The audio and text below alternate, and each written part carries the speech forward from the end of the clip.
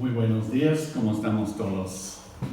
Qué bonito que tenemos esta manera de comunicarnos para también estudiar juntos la palabra de Dios. Vamos a orar para empezar nuestro tiempo juntos en esta mañana. Oremos. Dios, te damos las gracias por tu amor para con nosotros. Te damos las gracias porque provees por nuestras necesidades. En una manera especial, hoy queremos estudiar algo en cuanto a Cristo, nuestro sumo sacerdote, a la diestra del Padre, intercediendo por nosotros. Gracias te damos por proveer por nosotros este acceso al trono de Dios. Gracias por el privilegio de orar. Tú has dicho a nosotros, clama a mí y yo te responderé. Así en esta mañana clamamos a ti, pidiendo tu dirección en esta hora, tu dirección en nuestras vidas, que seamos hijos tuyos fieles, Señor, sirviéndote y haciendo lo que agrada a ti, nuestro Dios. Gracias por acompañarnos en esta hora, en nombre de Cristo Jesús. Amén. Muy bien, estamos aquí una vez más para estudiar junto esta serie de lecciones, Tú eres el Cristo. Y en esta mañana nos toca estudiar una lección más, lección 10, que tiene como título El ministerio de nuestro sumo sacerdote. Claro que estamos hablando de Cristo Jesús y algunas porciones mencionadas en sus hojitas y también en la pantalla, para estudiar aparte y entender un poquito más del contexto de la lección de hoy. El versículo clave para esta semana viene de Hebreos capítulo 7, versículo 25, y este versículo vamos a ver varias veces durante la lección de hoy, porque es muy importante lo que dice este versículo en cuanto al ministerio de Cristo a nuestro favor ahora en el cielo. Y Hebreos 7:25 dice, por lo cual puede también salvar perpetuamente a los que por Él se acercan a Dios, viviendo siempre para interceder por ellos. Hebreos 7:25. Hemos notado que el corazón del Evangelio, el mensaje que nosotros predicamos del Evangelio, es la muerte, sepultura y resurrección de Cristo. Cristo resucitó y nosotros servimos a un Cristo vivo que vive en el cielo. En su ascensión que estudiamos la vez pasada, vimos que Jesús ascendió al cielo para estar a la diestra del Padre. Y según lo que vamos a estudiar hoy, su ministerio ahí es de sumo sacerdote a nuestro favor. El Dios hombre, Jesucristo, es capaz, en verdad, de comprender el corazón y la mente de Dios, el Padre, y a la vez entender las fragilidades, tentaciones de los hombres, y como tal, constituye el perfecto sumo sacerdote. En los primeros años de la historia humana, un patriarca, Job, escribió estas palabras en Job 9 y versículo 33. No hay entre nosotros árbitro que ponga su mano sobre nosotros dos. ¿De cuál está hablando? ¿De qué está hablando Job lamentando aquí? Job anhelaba a alguien que pudiera cruzar el golfo, la distancia entre Dios y el hombre, para unirnos. Y esta necesidad que expresó Job, encontramos la respuesta a su pedido en la persona de Cristo Jesús, nuestro perfecto sumo sacerdote. Y entonces Él es el único que puede poner su mano en ambos, es decir, Jesucristo, el vínculo entre el hombre y Dios. Primeramente queremos entender el significado de nuestro sumo sacerdote. La palabra significado hay que poner ahí en sus hojitas. En la Enciclopedia Bíblica Internacional Estándar define un sacerdote de tal forma: alguien que está debidamente cualificado para ministrar en las cosas sagradas, particularmente para ofrecer sacrificios en el altar y que actúa como mediador entre los hombres y Dios. Jesucristo es quien cumple esta definición. Los sacerdotes que tenemos en varias iglesias hoy en día, por ejemplo, la iglesia católica romana, no tienen la misma función como tiene Cristo Jesús, nuestro único mediador entre Dios y el hombre.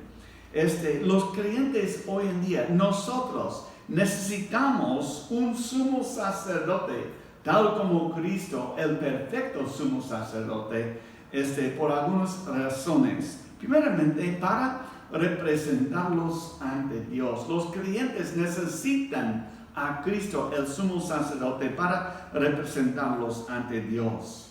En Hebreos capítulo 5, y muchas citas vamos a examinar del libro de los Hebreos en esta mañana, y en verdad he pedido como el texto bíblico, leer Hebreos 7 al 10 para entender el contexto. Pero vamos a capítulo 5 primeramente.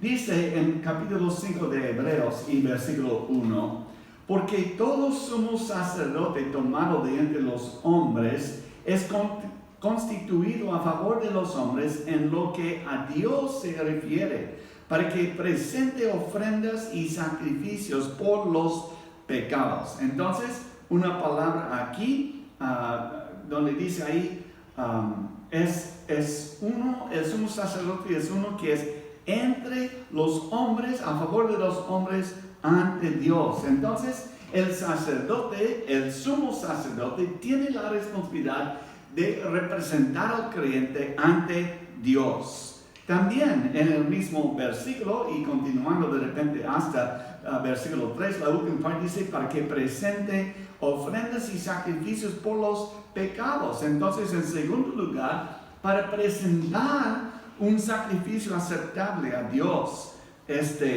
En versículo 3 dice, y por caso de ella debe ofrecer por los pecados, tanto por sí mismo como también por el pueblo. Ahora, Cristo nunca ofreció sacrificio por su propio pecado, lo hizo por nosotros, nuestro sustituto. Y la razón es, porque todos nosotros somos pecadores, pero Cristo no. Romanos 3:23, por cuanto todos pecaron y están destituidos de la gloria de Dios, no podemos alcanzar la gloria de Dios por causa de nuestro pecado. ¿Quién nos puede entonces conectar, tener un vínculo entre Dios y nosotros, sino Cristo Jesús, nuestro Salvador? Todo lo que el hombre hace y procura hacer para llegar a tener favor con Dios, no vale nada. A la verdad, en Isaías 64, versículo 6, habla de nuestra justicia como trapos de inmundicia. Ahora, nosotros usamos trapos para hacer la limpieza y procuramos lavar los trapos de vez en cuando, pero aún lavado, mayormente los trapos tienen, están sucios de todos modos, se nota que están sucios. Nada que el hombre puede hacerle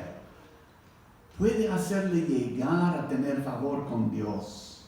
Solamente es en los méritos de Cristo Jesús que nos une con Dios. Y su sacrificio perfecto, uno perfecto, el Cordero de Dios, quien murió por nosotros, sí puede presentar un sacrificio aceptable a Dios.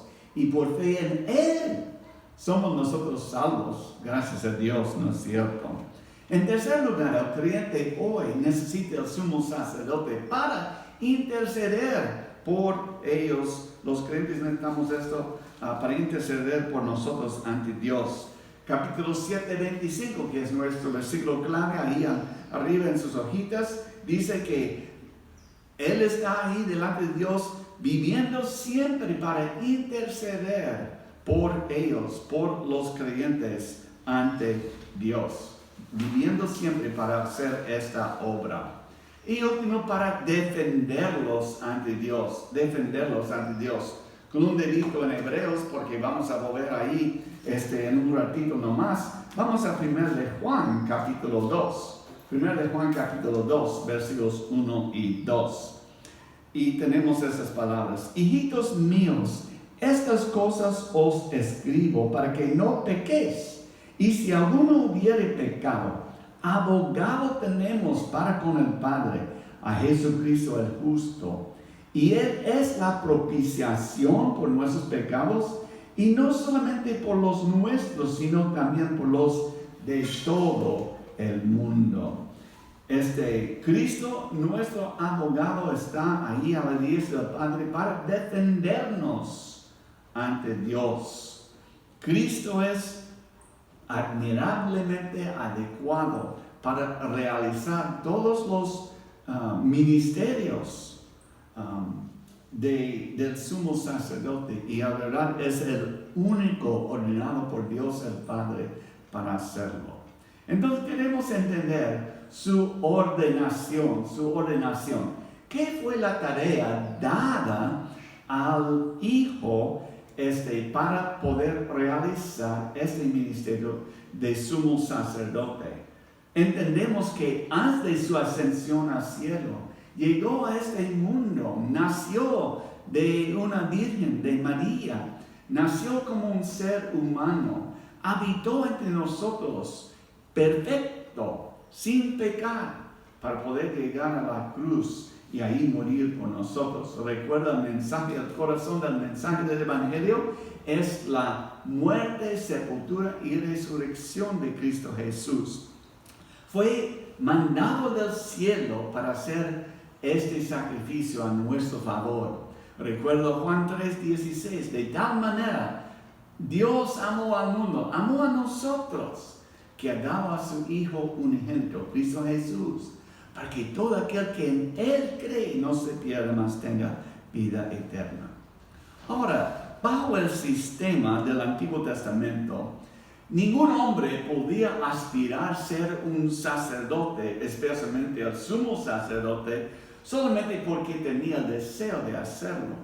El sacerdocio se basaba en una filiación. Filiación es decir, conectado por sangre, ¿no? Un hombre tenía que haber nacido en la familia de Aarón para servir como sacerdote. Vemos esto en Éxodo 29, versículo 9. Les ceñirás el cinto de Aarón y a sus hijos, y les atarás las tiaras, y tendrán el sacerdocio por derecho perpetuo. Así consagrarás a Aarón y sus hijos. Del mismo capítulo, versículo 29, Éxodo 29, 29. Y las vestiduras santas que son de Aarón serán de sus hijos después de él, para ser ungidos en ellas y para ser en ellas consagrados. Saltando a Números capítulo 25, Números 25, versículos 12 y 13. Por tanto, diles: he aquí, yo establezco mi pacto de paz con él, y tendrá él, hablando de Aarón en el contexto, y su descendencia después de él, el pacto del sacerdocio perpetuo, por cuanto tuvo celo por Dios e hizo expiación por los hijos de Israel. Era imposible que alguien más ocupara este oficio de sacerdote o sumo sacerdote, si no fuera de la familia, una relación filial con Aarón. Así, el sacerdocio de Cristo está conectado con su filiación con Dios, su Padre. La calidad de Él como Hijo de Dios le hace perfectamente preparado para cumplir esta posición de sumo sacerdote. Hebreos 5, versículo 5, si pueden volver ahí a Hebreos capítulo 5, dice: así tampoco Cristo se glorificó a sí mismo, haciéndose sumo sacerdote, sino que él dijo: tú eres mi hijo, yo te he engendrado hoy. El Padre le puso en esta posición. capítulo 7 de Hebreos y versículo 20. Y esto no fue hecho sin juramento de parte de Dios Padre, y versículo 21, porque los otros ciertamente sin juramento fueron hechos sacerdotes, pero con el juramento del que le dijo, juró el Señor y no se arrepentirá. Tú eres sacerdote para siempre según el orden de Melquisedec. Y vamos a hablar de esto en un ratito nomás. Mientras que el sacerdocio arónico se basaba en las provisiones de Dios, en la ley y en la filiación natural de las personas involucradas, relacionadas con Aarón, el sacerdocio de Cristo está conectado con su eterna calidad como hijo. El sacerdote divinamente construido desde la eternidad. Lo que hemos leído en versículo 21, la última parte, en verdad es una parte de Salmo 110, versículo 4, citado ahí. Y porque ahí dice en Salmo, juró Jehová y no se arrepentirá. Tú eres sacerdote para siempre según el orden del Melquisedec. Tú eres en el tiempo presente y en la eternidad pasado, designado por Dios Padre para llegar a ser sumo sacerdote. Todos los que siguen sacerdotes humanos hoy deben preguntarse a sí mismos, ¿es un sacerdote nombrado por Dios? El hecho que Cristo fue divinamente constituido está enfatizado aquí en el libro de Hebreos. Es sumo sacerdote, una posición dada por Dios el Padre. Las Escrituras enseñan claramente que hay un solo mediador. Pablo escribió esto a su hijo en la fe, a Timoteo, en 1 Timoteo 2:5, porque hay un solo Dios y un solo mediador entre Dios y los hombres, Jesucristo hombre. Su posición y su poder le pertenecen únicamente a Él, a Cristo. Y el escritor de Hebreos declara en capítulo 7, versículo 24, mas hablando de Cristo, por cuanto permanece para siempre, tiene un sacerdocio inmutable, un sacerdocio intransferible. Cristo no puede delegar sus poderes a un otro. Es el Hijo de Dios, el único. Ahora, podemos pensar en un contraste en esto en cuanto a los católicos romanos respecto a sus sacerdotes. Escucha lo que dice Juan O'Brien en su libro La Fe de Millones, hablando del sacerdocio de los católicos. Al autorizarlos a ofrecer el mismo sacrificio que él, hablando de Cristo, había instituido, Cristo hizo a los apóstoles y a sus sucesores participantes de su sacerdocio eterno. ¡Wow! Bajo su creencia, hablan de la transmisión del sacerdocio de Cristo a esos sacerdotes romanos.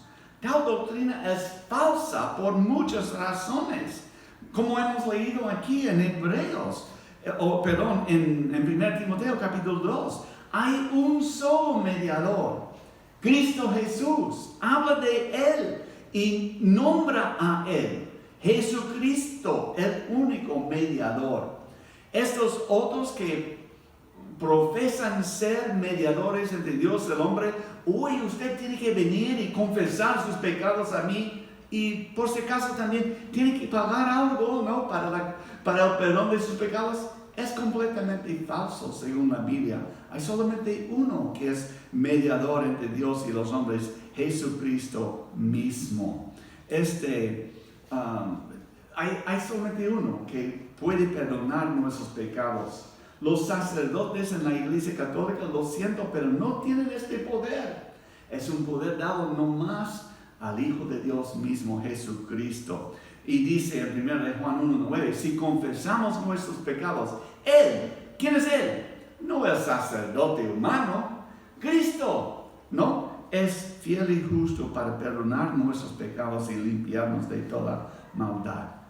Cristo, notamos, no es del orden de Aarón y por eso no posee las debilidades asociadas con el sacerdocio del Antiguo Testamento. Como hemos leído en Hebreos 7:21, la última parte dice de Cristo: tú eres sacerdote para siempre según el orden de Melquisedec.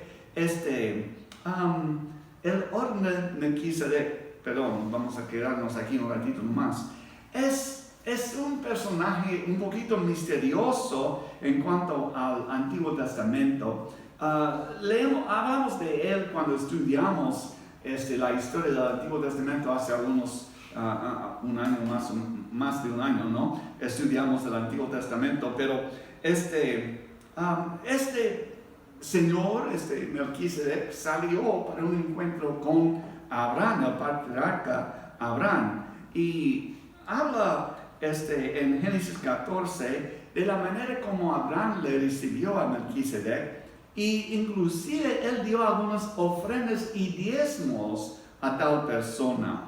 El orden del Melquisedec trasciende el sacerdocio, de Aarón. Era un sacerdocio universal, es decir, no era un sacerdote asociado con algún pueblo en particular, como de Aarón. Fue relacionado directamente con los judíos, con el pueblo de Israel. Cristo es nuestro sumo sacerdote universal, un sacerdocio eterno. Capítulo 7, versículos 2 y 3, por favor. Hebreos 7, 2 y 3. Hablando de Melquisedec en versículo 1, versículo 2.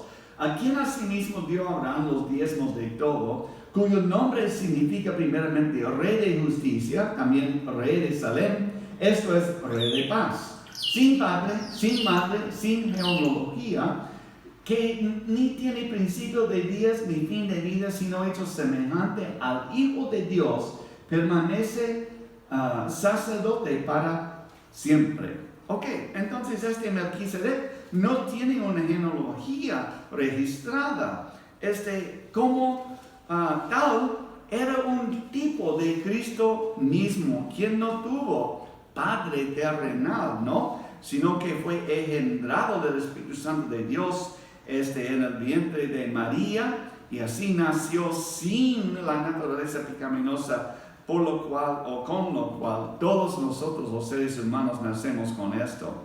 Otra cosa interesante es que Melquisedec era de realeza. Contrario a los sacerdotes arónicos, Melquisedec también fue un rey. Y Cristo también es tanto sacerdote como rey. Cantamos a veces el himno: Rey de mi vida tú eres hoy, en ti me gloriaré. Jesucristo, nuestro sumo sacerdote y también nuestro rey. Ahora, sus ocupaciones. Es decir, ¿qué está haciendo el Hijo de Dios ahora en el cielo? La semana pasada hablamos de su ascensión al cielo, pero ahí no está sentado moviendo nomás sus dedos y de repente tocando una arpa, ahí nomás, no está así, está a la diestra del Padre, con dos tareas específicas. Uno es la intercesión y el otro es de ser nuestro abogado. Primeramente la intercesión. En su sentido más pleno, intercesión incluye toda obra presente en lo cual Cristo está ejerciendo eso en el cielo por nosotros. La intercesión en verdad es el ministerio de Cristo, por el cual Él ora por el creyente. ¿Y qué es su oración? Ora para que el creyente pueda ser librado de pecado y de la tentación. ¿Seremos perfectos? Nunca. Hasta que estemos en la gloria, fuera de la presencia misma del pecado. Vamos un ratito, por favor, al libro de Juan, capítulo 21. Juan, capítulo 21. Juan 21. Y antes de leer algunos versículos en este capítulo, versículos 15 al 17, que queremos leer, quisiera que piensen una vez en lo que, después de que Pedro declaró, tú eres Cristo, el Hijo de Dios, y también declaró que hasta la muerte iba a defender a Cristo su Salvador. En Lucas 22:32, Cristo dice esto: yo he rogado por ti que tu fe no falte, y tú, una vez vuelto, confirma a tus hermanos. ¿Por qué necesitaba Pedro? ¿Por qué necesitamos nosotros la intercesión de nuestro Señor? Es debido a una combinación mortal. Nuestra propia debilidad carnal y la astucia y el poder de Satanás, nuestro antagonista. Satanás quería zarandear a Pedro como el trigo, y el proceso de zarandeo incluía prueba y examen de su vida de Pedro. Y en la prueba se descubrirá la debilidad en este hombre y también en nosotros. Y para Pedro, él iba a negar al Señor. Entonces, ¿qué significativo tuvo la oración de Cristo a favor de Pedro? ¿Falló la fe de Pedro? ¿Fue vana la oración de Cristo? La respuesta es no a ambas preguntas, ¿no es cierto? Pedro tropezó, pero no cayó. Su comunión con el Señor se interrumpió, pero no perdió su salvación. Y es igual para nosotros. Cuando pecamos, perdemos nosotros la comunicación íntima con nuestro Dios, pero no perdemos nosotros nuestra salvación. Y Él, con brazos abiertos, está dispuesto a recibirnos después. Vamos ahora a Juan, capítulo 21 y versículo 15. Cuando temporalmente negó a su Señor Pedro, todavía después tenía una íntima relación con el Señor. Cuando hubieron comido, versículo 15, Jesús dijo a Simón Pedro: Simón, hijo de Jonás, ¿me amas más que estos? Le respondió: sí, Señor, tú sabes que te amo. Y él dijo: apacienta mis corderos. Volvió a decirle la segunda vez: Simón, hijo de Jonás, ¿me amas?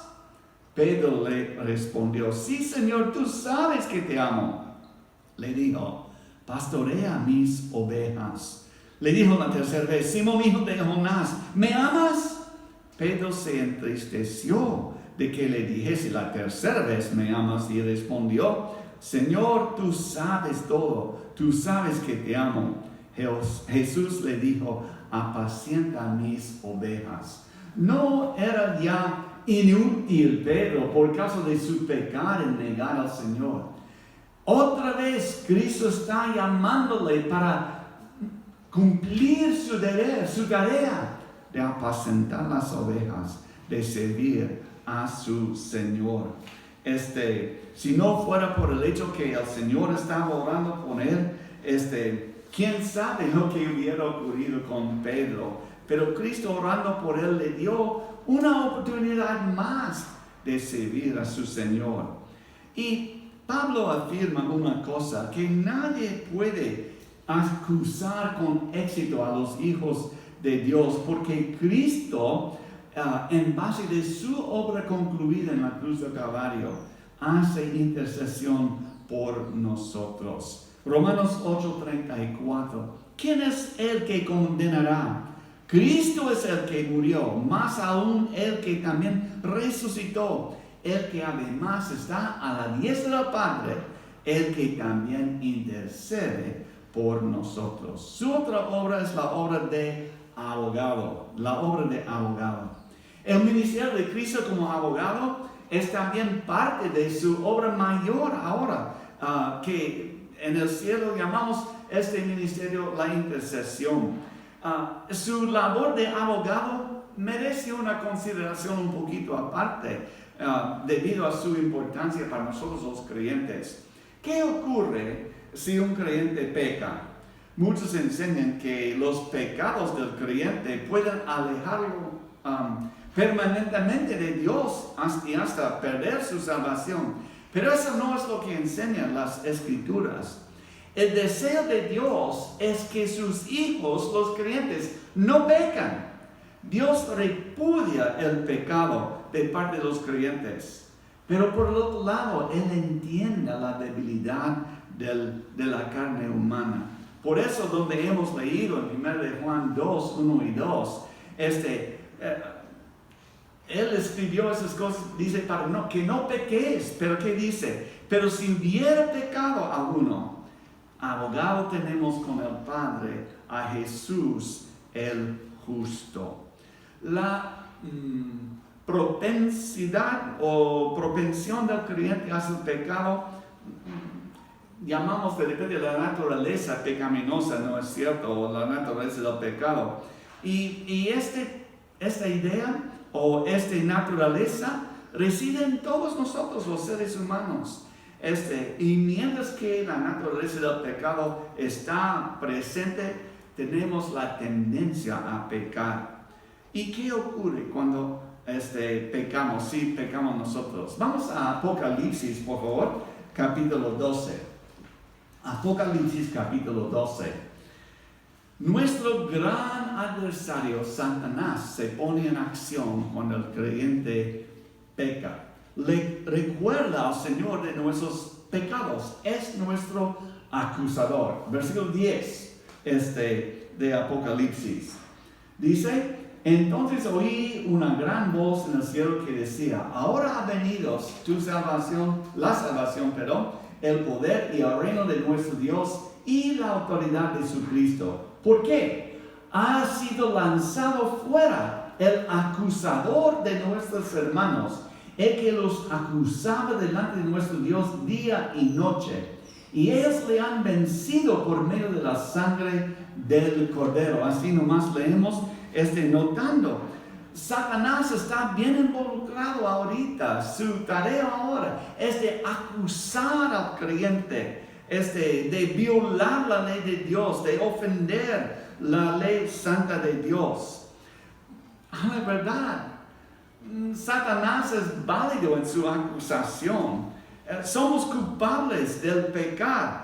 Y culpables, significa que merecemos nosotros el infierno, el juicio justo de Dios contra el pecado. Pero hay una cosa más.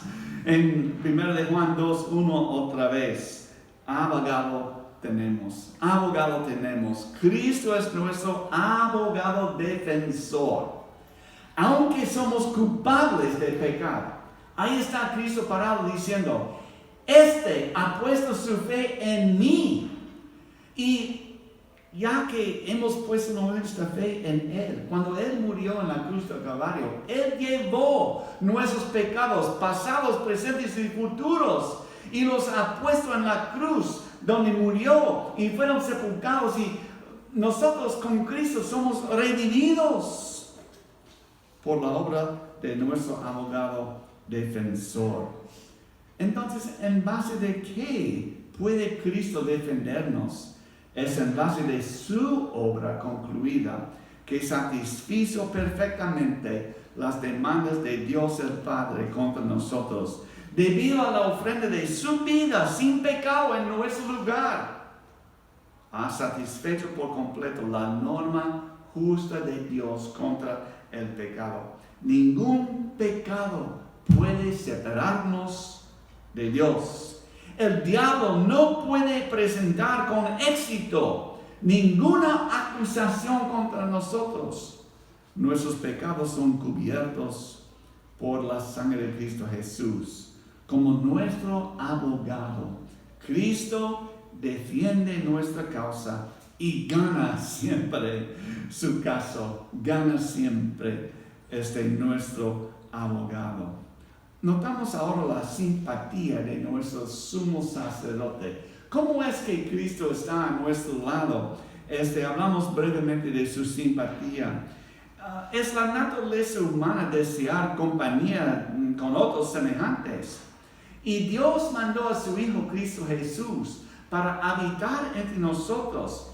Y dice que Cristo fue hecho en todo semejante a sus hermanos, lo cual es una referencia a su encarnación.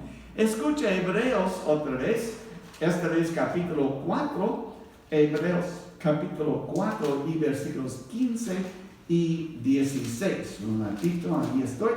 Dice: porque no tenemos un sumo sacerdote que no pueda compadecerse de nuestras debilidades, sino uno que fue tentado en todo según nuestra semejanza, pero sin pecado. Acerquémonos pues confiadamente al trono de la gracia para alcanzar misericordia y hallar gracia para el oportuno socorro. Cristo fue hecho en todo semejante a nosotros, pero sin pecado, ¿no? Y así puede ser Él nuestro sacerdote. Debido a su unión con los hombres, puede ser un misericordioso y fiel sumo sacerdote a nuestro favor. Pueden leer en su tiempo, aparte, Hebreos 2 también, versículos 14 al 18. Dice en versículo 14: así que por cuanto los hijos participaron de carne y sangre, Él también participó de lo mismo, pero una cosa diferente, sin pecado. Y por eso pudo llegar a ser nuestro sustituto, tomando la muerte por nosotros. Tal sumo sacerdote, habla de Él, nos convenía. Al describir a Cristo, su compatibilidad, como nuestro sacerdote, el escritor de Hebreos usa esta frase: tal sumo sacerdote nos convenía. El escritor de Hebreos anteriormente pone mucho cuidado para reconocer la imperfección del sacerdocio del Antiguo Testamento, el sacerdocio arónico. Pero el sumo sacerdote que Dios ha provisto es de la clase precisa que necesitamos. Es perfectamente apropiado para su tarea de representar a los escogidos delante de Dios. Hebreos 7, 25 a 27. Por lo cual también puede salvar perpetuamente a los que por Él se acercan a Dios, viviendo siempre para interceder por ellos. Porque tal sumo sacerdote, ahí está la palabra, nos convenía, santo, inocente, sin mancha, apartado de los pecadores, hecho más sublime que los cielos. ¿Eso describe los sacerdotes arónicos? ¿Eso describe los sacerdotes en la Iglesia Católica de hoy en día? No. Que no tienen necesidad cada día, como aquellos sumos sacerdotes del Antiguo Testamento, de ofrecer primero sacrificio por sus propios pecados y luego por los del pueblo. Porque eso lo hizo una vez para siempre, ofreciéndose a sí mismo. Últimamente hablamos del éxito de nuestro sumo sacerdote. El éxito de nuestro sumo sacerdote. Y para esto hay que fijar bien en el versículo clave de esta lección, capítulo 7, versículo 25, por lo cual puede también salvar perpetuamente a los que por Él se acercan a Dios, viviendo siempre para interceder por ellos. Vamos a tomar el versículo por partes. Primeramente, por lo cual puede también. Esto habla de su poder. El poder de nuestro sumo sacerdote queda expresado maravillosamente en la palabra puede. Por lo cual puede. Es un contraste con el sacerdocio del Antiguo Testamento, que no podía llevar a los hombres a Dios en el sentido que Jesucristo puede. Somos débiles, Él puede. Tropezamos, Él puede. Su capacidad es muy superior a nuestra incapacidad. El Nuevo Testamento enfatiza especialmente que el creyente debe de acudir a la suficiencia de Cristo en todo tiempo. Puesto que Él es nuestro sumo sacerdote, dependemos de Él. Él mismo, hecho su sacerdocio, nos recuerda nuestra debilidad y nuestra dependencia en Él. Pero continuamos en el versículo. puede salvar perpetuamente a los que por Él se acercan a Dios. Hablamos ahora de su capacidad. Su capacidad. La capacidad de Jesucristo como nuestro sumo sacerdote se expresa en esta frase. Miramos la palabra perpetuamente. El escritor está diciendo que Cristo es capaz de llevar al creyente a través de todas las pruebas, todas las tribulaciones, todas las tentaciones, llevarlo seguro con Él a la gloria. Cristo hará salir al creyente triunfante. ¿Cuánto más seguro puede estar un creyente, no? Es una promesa de victoria final con nuestro Señor Jesús. Nada va a interponerse en nuestro camino, ¿no? Él nos va a llevar a la gloria por fe en Cristo Jesús, nuestro Salvador. Descansamos nosotros en su capacidad, no en nuestra. Todos los creyentes son beneficiarios, ¿no? De la mediación de Cristo. Y Él puede salvar a todos los verdaderos creyentes en Él.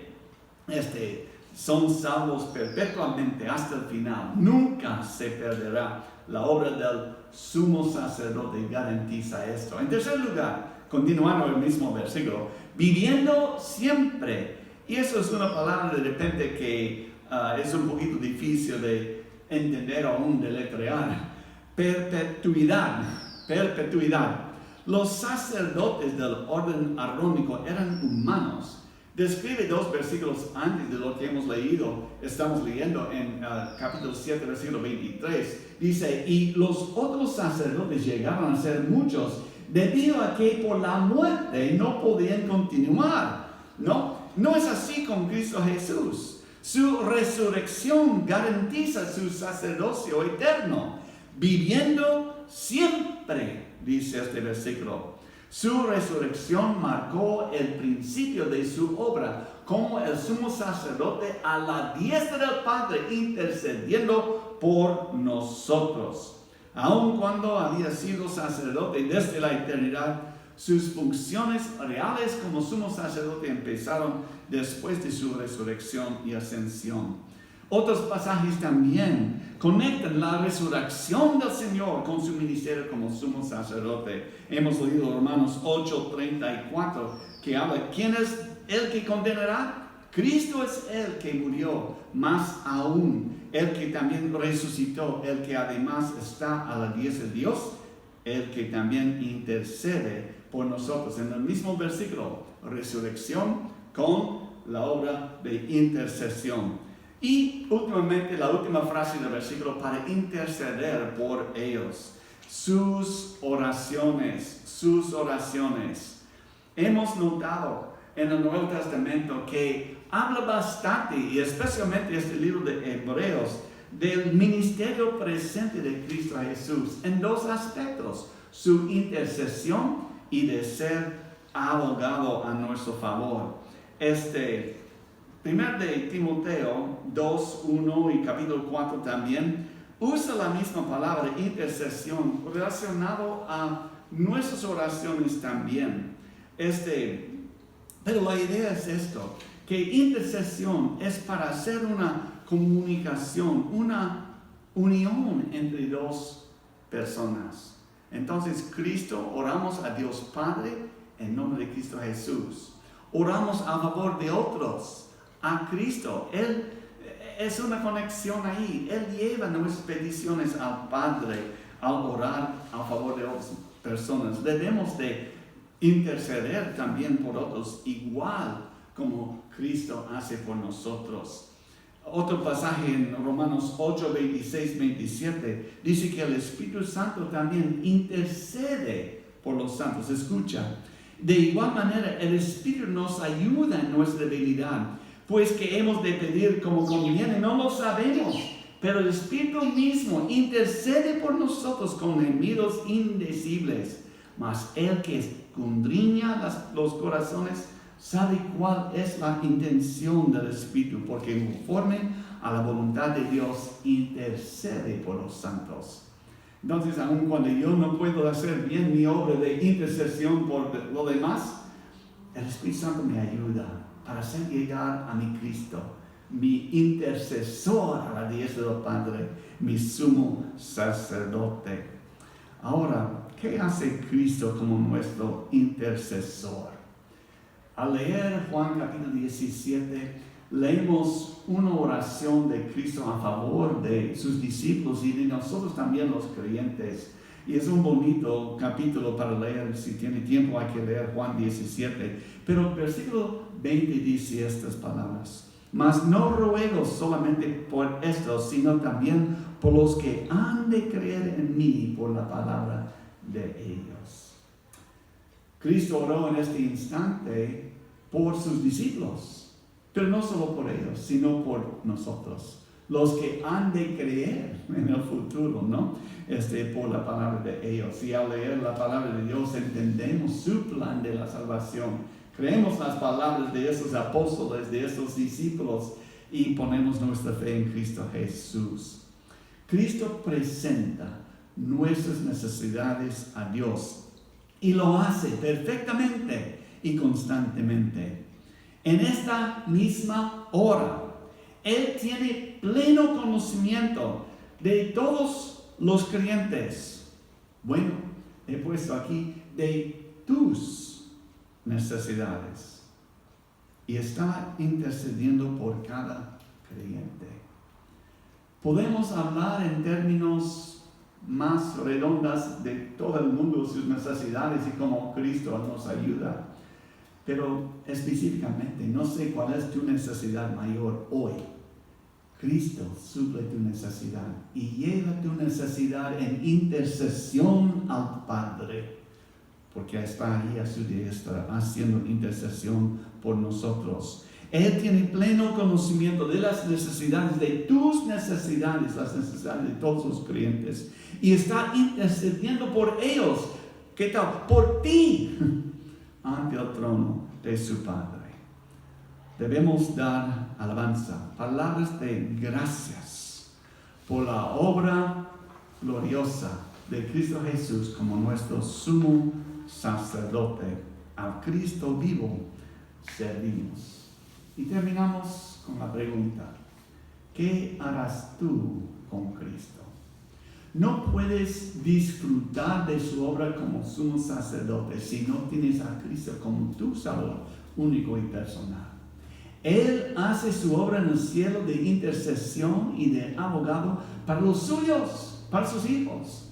Hoy día es día de la salvación. Hoy día reconócelo a Él como tu Salvador personal.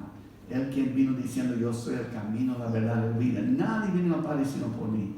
Pon tu fe en Él hoy y serás salvo y tendrás tu sumo sacerdote obrando a tu favor ante el Padre en el cielo. Gracias, Dios. Oramos. Dios, sí te damos gracias por la obra intercesor y como abogado que hace nuestro Señor Jesucristo a nuestro favor en el cielo. Pedimos que te ayudes a nosotros vivir para agradarle a Él durante esta semana. Que nuestras vidas sean llenas de actitudes y acciones y palabras que glorifiquen a ti, nuestro Padre. Y cuando tenemos debilidad, gracias te doy, que tenemos nosotros un abogado, un intercesor a nuestro favor, a tu diestra, nuestro Señor Jesucristo. Gracias por Él, por su obra en la cruz y por su obra ahora en la gloria. Guárdanos, Señor, del mal y ayúdanos a vivir para Cristo hasta el día que estemos en la gloria junto con Él. Te damos las gracias en nombre de Cristo Jesús. Amén. Que Dios les bendiga, hermanos. Les amamos. Oramos por cada uno de ustedes. Y en esta semana hay que vivir para Él quien murió por ti, Cristo Jesús.